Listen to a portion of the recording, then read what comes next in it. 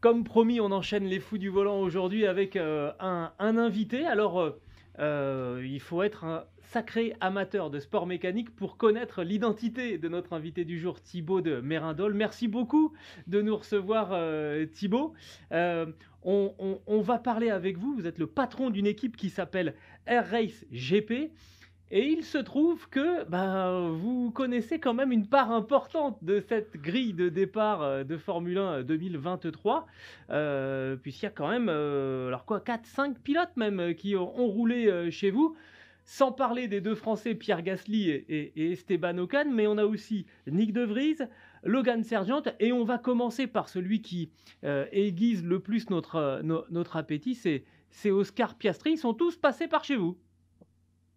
Effectivement, on a eu la chance de collaborer dans les catégories juniors monoplace Formule Renault ou Formule régionale by Alpine avec cinq des pilotes qui sont actuellement en Formule 1. Vous les avez cités dans l'ordre Gasly, Nick De Vries, Ocon, Sargent et Oscar Piastri. Oui. Est-ce que Piastri est celui qui vous a le plus impressionné? Il n'avait pas été remarqué pour ses résultats en karting.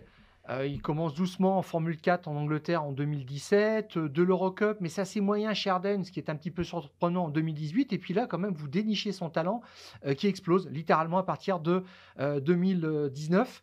Un titre en Formule Renault Eurocup pour sa deuxième saison, et puis après, deux titres en tant que rookie en F3 et en F2. Ouais, un parcours assez exceptionnel à partir de la Formule Renault Eurocup 2019. C'est vrai que parmi les pilotes qu'on a cités tout à l'heure, Piastri est peut-être celui qu'on a le moins vu venir. Vous le soulignez très bien. Nous, on a eu la chance de pouvoir le tester à l'occasion d'essais hivernaux qui nous permettent d'évaluer les pilotes d'une saison à l'autre avant de trouver des accords et de les signer pour la saison suivante. Et on a eu la chance de pouvoir le tester en décembre 2018, enfin novembre 2018. Et c'est vrai que ça a été une grande révélation à ce moment-là. Il sortait d'une première année en Formule Renault qui avait été moyenne, mais rien d'enthousiasmant, hormis deux ou trois podiums de mémoire. Il avait quand même été champion rookie en F4 la saison précédente en F4 anglaise. Mais c'est vrai que quand on a eu l'occasion de faire ce test à Barcelone, fin octobre ou début novembre, ça a été oui, une révélation, C'est effectivement. C'est quoi le trait de Donc on, caractère marquant du jeune Australien, ce que vous retenez, vous? Alors, pour être un champion de haut niveau comme ça, il y a beaucoup de qualités qui sont requises, évidemment. Les cinq pilotes dont on a parlé tout à l'heure les ont tous plus ou moins, on va dire. Je pense qu'Oscar, il se résume en étant la synthèse de toutes les qualités. C'est-à-dire qu'il est excellentissime dans aucun, aucun des paramètres ou aucun des règles du jeu, mais par contre, il est bon partout. Donc voilà, c'est un pilote, je pense, très complet, très intelligent, qui en plus se construit parce que il a cette capacité à apprendre, à collaborer de manière très étroite avec les équipes, donc à engranger de l'information.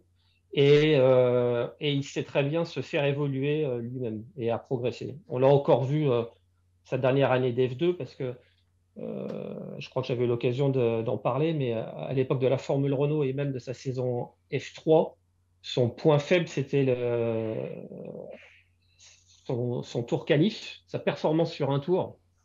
D'ailleurs, je crois qu'il fait pas de pole quand il gagne le Zéro pole championnat position. Ouais. F3 et FIA en 2020.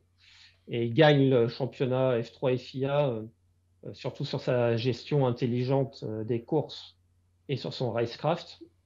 Et à l'inverse, on a vu qu'en F2 en 2021, il a fait un vrai step en avant sur sa performance sur un tour. Donc, tel que je le connais, il a dû travailler dur là-dessus avec son équipe Prema. Et voilà, ça démontre sa capacité à évoluer et à comprendre où il peut progresser. Comment est-ce que vous avez trouvé son week-end chez McLaren? Difficile à juger, hein. Il a fait 13 tours. Euh, Mark Webber disait pour un C'était rookie, compliqué. le premier test, c'est finalement en dehors de la piste, c'est avec les médias, c'est savoir leur parler. Et on a découvert, enfin, pour ceux qui ne le connaissaient pas, mais quelqu'un qui parle très bien, qui est aussi très calme dans ses attitudes face aux situations compliquées, qui résiste très bien à la pression. D'après son ingénieur, Tom Stallard, c'est tout ça maintenant qui va se mettre en place pour cette année d'apprentissage. Oui, bah, effectivement, Oscar est quelqu'un de très calme, de très posé, de très réfléchi. Donc, ce que vous avez pu percevoir au travers des médias et de son interaction avec la F1 et tout ce qui entoure la F1, on le constatait déjà en fait en 2019. Et comme je le disais tout à l'heure, Oscar est un pilote qui va évoluer. Certains pilotes ont beaucoup de talent, ils arrivent ils arrivent, mais après, ils n'ont pas forcément les moyens d'évolution. Oscar aura, c'est certain, la capacité à évoluer, à comprendre tout l'environnement F1. Et avec la complexité qu'est aujourd'hui une équipe de F1 et la complexité, la stratégie, conduire ses voitures, la partie média, etc., je suis sûr qu'Oscar va très bien s'en sortir. Et le fait d'arriver Et, dans une équipe comme McLaren, qu'on sent quand même un petit peu en difficulté, euh, pour vous, est-ce que c'est quelque chose qui peut finalement lui servir? Parce que arriver dans une équipe où il y a tout de suite de la performance, ça met une pression aussi déjà vis-à-vis de son coéquipier. Comment est-ce qu'on peut prendre positivement le contexte un petit peu difficile, il ne faut pas se le cacher, de chez McLaren en ce moment pour Oscar? je pense qu'il préférerait quand même être dans l'Aston Martin aujourd'hui que dans la McLaren. C'est quand même plus facile. Maintenant, c'est sûr que la pression, elle est sur Lando aujourd'hui. Oscar, il n'a pas grand-chose à perdre. De toute façon, voilà, si la voiture est mal née, on va voir comment. Attention, le circuit était spécifique, hein. On va voir comment ça évolue quand on va arriver sur des circuits plus classiques.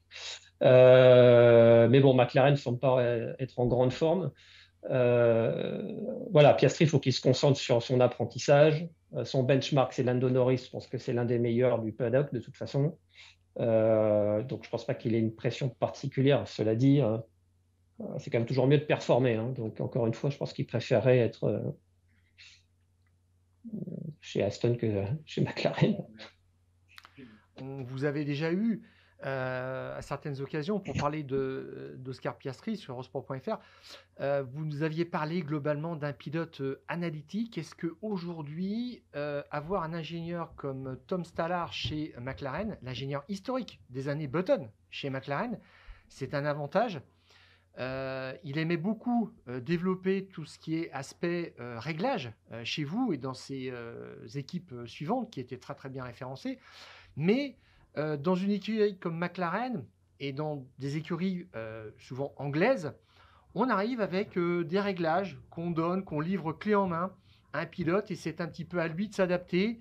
Et il n'a pas trop la parole au départ pour s'adapter, je dirais, ou demander des choses spécifiques. On fait confiance au fur et à mesure. Est-ce qu'il n'y a pas un petit risque de ce côté-là? Bon, je pense qu'il va rapidement obtenir la confiance de son équipe si ce n'est pas déjà fait. Et je pense que de toute façon, toutes les équipes ont tout intérêt à ce que les pilotes participent de manière active au développement de la voiture. Alors d'autant plus là quand l'équipe se retrouve dans une situation a priori un peu délicate techniquement, ils vont devoir s'appuyer sur les deux pilotes pour faire évoluer la voiture. Et au contraire, je pense qu'Oscar va pouvoir démontrer toutes ses capacités à ce niveau-là et qui sera un atout pour McLaren. Je compte sur. Enfin, je n'ai pas de conseils à leur donner, mais si j'étais eux, je m'appuierais sur le feedback des deux pilotes. Et, je ne m'arrêterai pas au statut de rookie. Je ne sais pas si c'est toujours le cas, honnêtement, mais moi, je ne m'arrêterai pas au statut de rookie en disant bon, bah, tu conduis la voiture, tu n'as pas ton mot à dire. Ça m'étonnerait que ça se passe comme ça quand même.